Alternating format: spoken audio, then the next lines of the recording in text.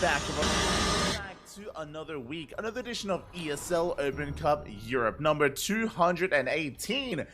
Whew, it is good to be back. We haven't had enough StarCraft today, as this is our third broadcast of the day. Earlier today, we were live with ESL Open Cup Asia, followed by the Kashim-friendly show matches between Forjumi and Future, and now we're here to end the night with our third broadcast with some European StarCraft. And what a way to kick things off with the PvZ, with a very spicy PvZ spawning in the bottom right hand corner of Hardlead. We have our Polish Protoss player, the Red Protoss, representing a new team, the Super People Esports team. It is Ziomek. And spawning in the top left hand corner, we have the returning Zerg player. We've been casting him quite a lot over the past couple of months. You should be familiar with him. It is the legend himself, the X4 and Hope, the Polish Zerg player. It is Nerchio. Let's go. It's great to see Nerchio once again. For those who are unfamiliar, Nerchio, he was one of the best players outside of Korea back in Heart of the Swarm. He was straight up one of the best in the world, one of the best global players out there. Then he did retire around the beginning of Legacy of the Void, if I'm not mistaken, did step away from the game, but as of recently has been returning. And if you've been watching the Polish events that we've been casting, like the Polish LAN events or the Polish online events, then you would have seen Nerchio pop up from time to time. He has been featured and we have been casting him. Again, he's been showing up pretty infrequently, like maybe a handful of times over the past couple of months. Maybe we casted him like 3, 4, 5 times at most. But it's great to see him here at an online weekly, at a more open tournament, instead of the regionals. Again, Nerchio, he's been very active in online regional events, but now he's opening things up to the European region at least, instead of just Polish events. So great to see him. For those that are curious about his skill level, he's still not quite, he's nowhere near where he used to be. He's not where he used to be. He's not one of the best Zerg players out there anymore. You know, that was back in the day, back in the heyday. Nowadays, he is a respectable player, I will say, but can he contest against some more established pros? That's the question. Ziomek, of course, has been very active in the absence of Nerchio. So Ziomek, I feel like, is a good kind of a testing ground here for Nerchio to see if he can bring his opponent to his knees. For now, Gate expand. Gate is expanded into a Stargate, standard opener out of Ziomek. Meanwhile, Nerchio going for a hatch gas pool into a third base. Going to be a standard opener from our blue Zerg player. Nothing too crazy. Again, Nerchio, because he's been active, he has been laddering, he's been part of these offline events in Poland. He is caught up to date with the meta. You know, his openers, they make sense, I should say. So he has that going for him. As things, they slip into the natural, and one probe goes down already. Very good pick off here. We get a second probe. We're popping off already. 2 workers go down. Very good damage done early on here by Nerchio. And with that, he confirms the scout. He gets eyes on the Oracle opener of Ziomek, fully aware of what's going on, and can now prepare back at home. Is there the Stargate and the Oracle follow. Meanwhile, Depth threatens the shade into the main. That is quite a lot of lings. That is 14 lings in production, more than I would have assumed. So quite a big commitment here from Nerchio. And with this flood of lings, he's going to be looking to deny the third and maybe do more than that. Maybe achieve more, as it looks like we're going for the Overlord. Oracle will stay back at home, sniping said Overlord. And Nerchio, he should be waiting. I mean, I say he should be waiting. He can go straight for the Stalker. He can go for the Stalker. Stalker is exposed. Lings, they do move out. They're looking for the third base. Ooh, Overlord does get picked off. And we do get eyes on the third. Oracle is there to keep it alive. There is a wall at the natural. Oh! But no, that's a kill. That's not a cancel, that's a kill, by the way. That's a kill on the third base. Ay, Ziomek. I mean, Ziomek has been active. He has been a player competing while Nerchio has been gone, but these are some big missteps here. Losing the probes earlier, that's a kill on the third base. A disastrous start here for Ziomek. And Nerchio, he's running away with this. Like, he's in full control right now. He's droning up. He's establishing his third base. Getting his queens up and running. Spore's already done in the main. Spore done at the natural. Spore are not even needed here at the third, as we have 3 queens. And Ziomek has some recovering to do. He has some catching up to do right now. We have the Forge on the way, alongside the Twilight Council. Again, we're still building ourselves up, working on that next step. We're still stuck at home. Oracles, how many do we have? We have 2 oracles to harass across the map. but they've been stuck at home this entire time. Again, because Ziomek was forced to cancel earlier, sorry, was killed. His third base was killed. Hasn't having to keep those oracles to actually maintain that third, and now we can move out. Now we can harass.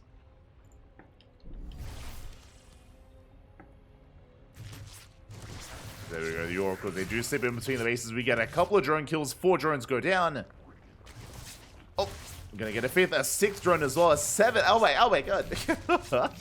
8 workers fall here in the main base. Good damage done by Ziomek. No, but he leaves the oracles idle. He has to get out of here. No.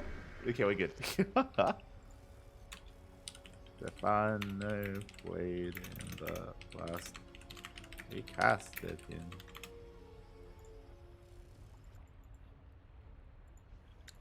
So something in the chat. Nerchio still plays. Did I miss it? You did. Nerchio has been playing for a couple of months now. As I was trying to emphasize earlier, Nerchio hasn't been playing in open tournaments for the past couple of months. He's been focusing on like more national Polish events. So if you've been tuning into the Polish weeklies and the Polish LAN events that we've been casting, that's what Nerchio has been playing in. But now it's really cool to see him, you know, play in a more open event like this. And also, regards to Stefano, we casted him in the last Home Story Cup. Stefano, he was around, he was competing. Didn't look too bad. Stefano did not look too bad in Home Story Cup. As we do have our triple oracle threatening here these bases. Again, at least we were able to deal some counter damage. We were able to deal some counter damage here as the oracles take a couple of extra hits. And they do scout. A big moment here for Ziomek as we do get eyes on the Spire. Even throw down the Revelation just to make sure that Nerchio knows that we're fully aware of what's going on. Behind this, Ziomek going for a very turtle tech-heavy style. He's going for a double Robo Colossus. Double Robo Colossus production. Basically, this hits a big power spike at 4 Colossi. We're going to have 2 and then a 3rd and 4th Colossus thereafter. We're stuck at home. We're building up. We can be active with Blink Stalkers. That's true. We could try to push with the first 2 Colossi, but that's going to be a very, very vulnerable attack. A very tight move that Ziomek would have to go for. As Nerchio is building himself up on these 4 bases. Going actually Roach Hydra. Okay. Hydra Den has been thrown down. Nerchio claiming his 4th. And I'm curious if we're going to be pushing with the first 2 Colossus, and it looks like we are. Bold move. Bold move here by Ziomek. He's moving up with his first 2 Colossi. Extendo Lance isn't done. It's not even halfway done at this point.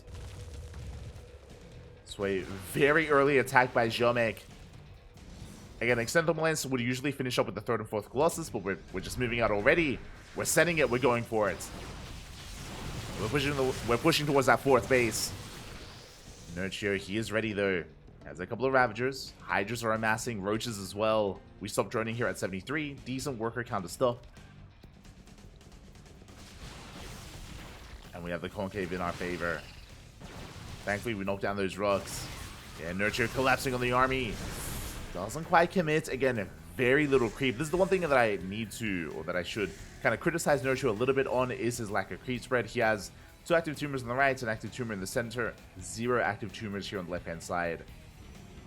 So very little room to work with here for Nerchio. As stasis traps are being set up, and Ziomek is committing here to his push. And he's making 2 more Colossi behind this. Extendo Lance is done. Nerchio going for a big counterattack, actually. Okay. I love this. So he's taking a base towards the top right, which means he's ready to lose this center base instead. He's ready to throw it away. Stalker is going to be going down. The Roaches, they waddle in towards that natural. Yeah, probes are falling. Do we recall? We have to make a choice. Do we recall back home? We do have reinforcing Colossi, but they're stuck at home instead.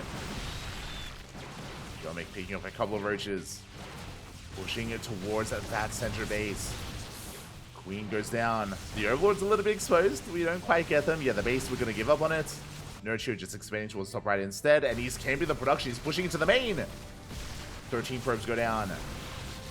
And Nerchio, he doesn't have to commit here. When it comes to the main fight, he just has to pick up a couple of Stalkers, then back up. Doesn't have to push on forward onto the army. Has to respect those Colossi. Meanwhile, the harassing force gets a kill on the natural, and we're forcing the all-in. Nerchio, he's maxed out. He has maxed out here on Roach Hydra. Vipers are on the way.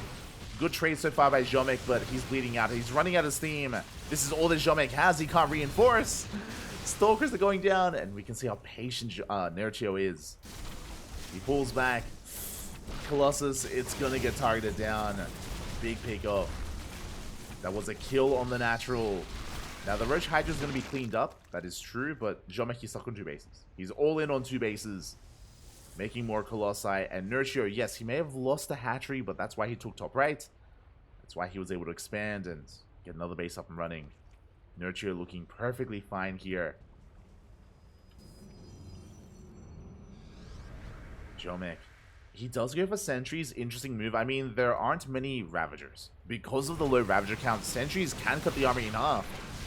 And Ziomek can still make this work. Things looking dire for the Protoss, but there is a chance. With good force fields. But here comes the Viper. Stage trap goes off. Big yoink here on the Colossus. We bring one down. There's only one left. There was some good stasis traps. But not good enough. Yes, we yoink the final Colossus. And we barely will focus it down. Now only a gateway army. And the backbone of the army is gone at this point. We do reinforce with 1 more Colossus though. 2 more even. Okay, we still have a chance. With force fields, we clean up a lot of those roaches. Ziomek gonna keep on pushing. We dive on top of the Ravager. We yoink 1 more Colossus in. Can we get it? We barely can. Okay, we barely can. A Viper may get sniped. No, we do pull back in time. 4, that's a lot of Vipers. 4 Vipers in total.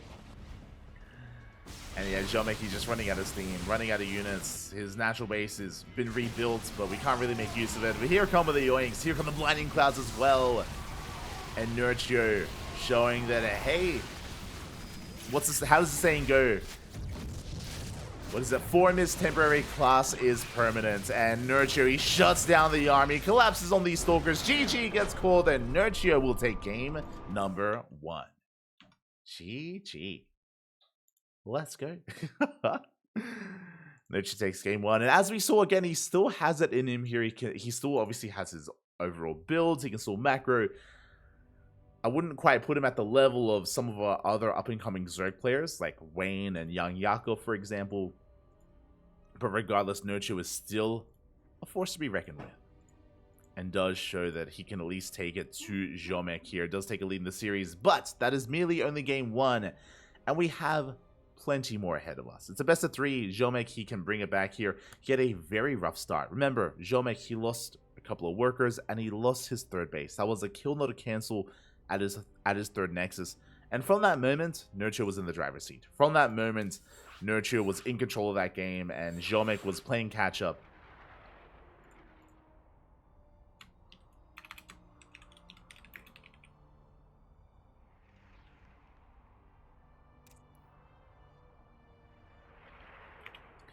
Ziomek was playing catch-up, and with that, he just could not catch up, could not keep up. Nerchio also had a great counter-attack where he was able to cripple the production and catch the reinforcements. And now we're getting into game number 2. Número 2. Does it all end here, or can Ziomek redeem himself? Now again, I feel like that last game wasn't fully representative of what Ziomek can really showcase and is really made of, so I want to believe that he can fight back, that he can make a series out of this, that he can, again, prove to us that he can bring down a player like Nerchio, that you can't just come back from retirement and bring Ziomek down. I want to believe. But here we go. We're getting into game 2 on site Delta.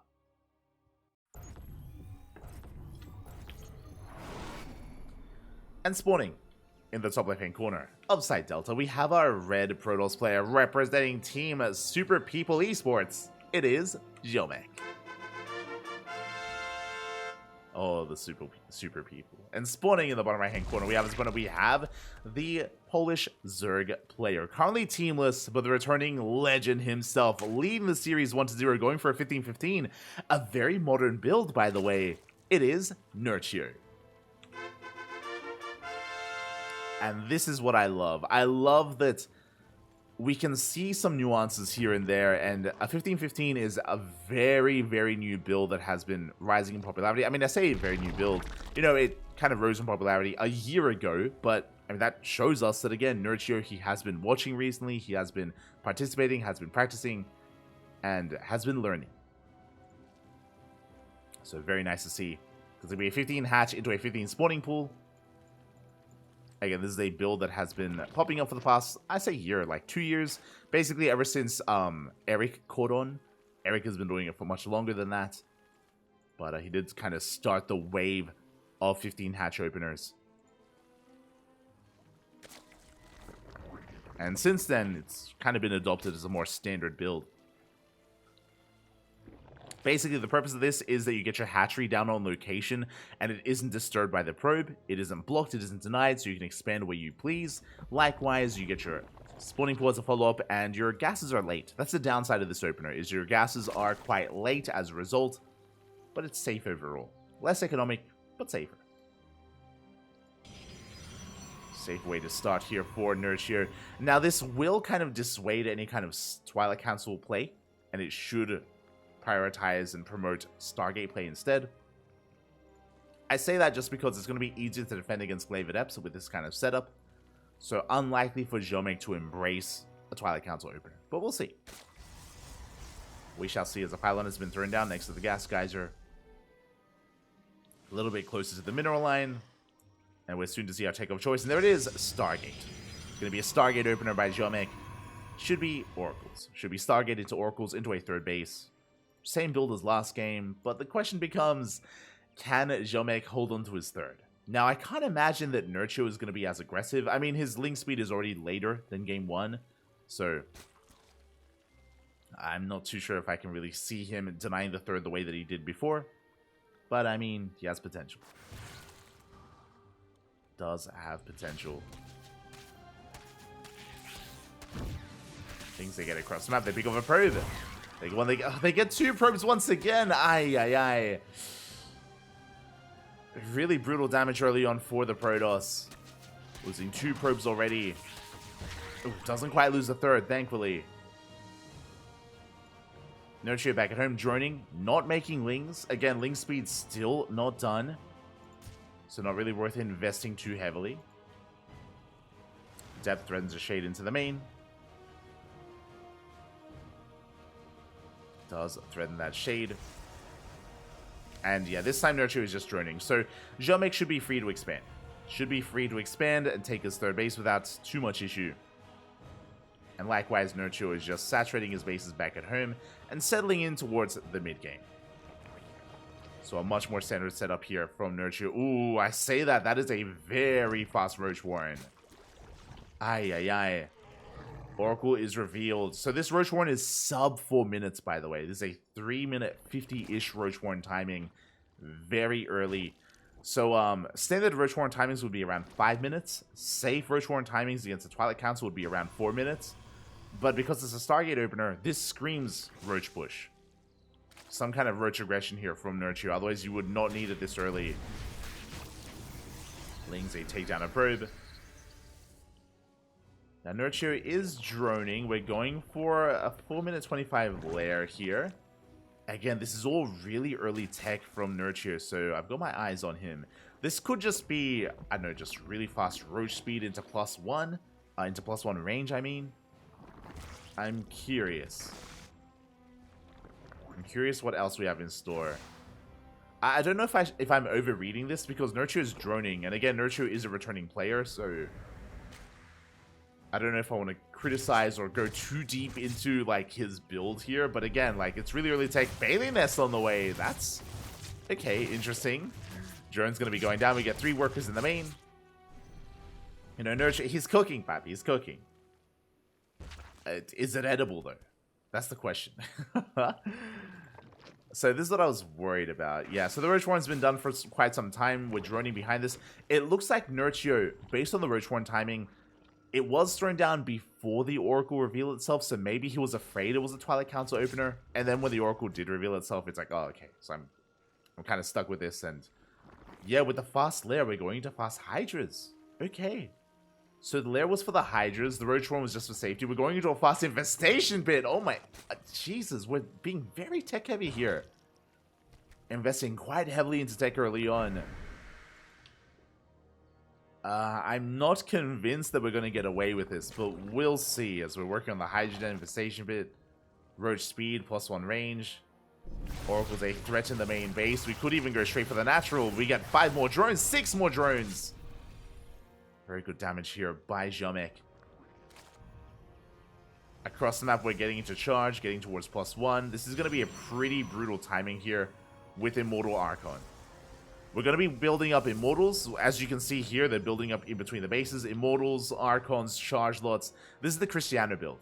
Cristiano, he's very fond of this and has used this to beat players like a Laser. A Laser, one of the best Zergs in all of Europe. So I'm a little bit concerned for Nerchio, depending on what he has, as he takes down an Oracle. Good pick up. Oracle goes down, but he's lost a lot of drones already. Has lost a lot of workers. Now, what do we need to defend against this? Well, a lot of Ling Bane Roach Ravager. Essentially, we would have needed to have droned up to this point already. Focus on Ling Bane Roach Ravager. I'm not convinced by the Hydras that they're going to do too well here in the defense. They're quite fragile units, and they're quite expensive as well. I could be convinced if Nerchio rushed into Lurker Tech. But Nerchio, he's not rushing into Lurkers, he's rushing into a Hive. That's going to be for Vipers. Not sure how effective that's going to be. But, I mean, he's still cooking. he's still cooking, Papi. I mean, okay. I'm here for the ride.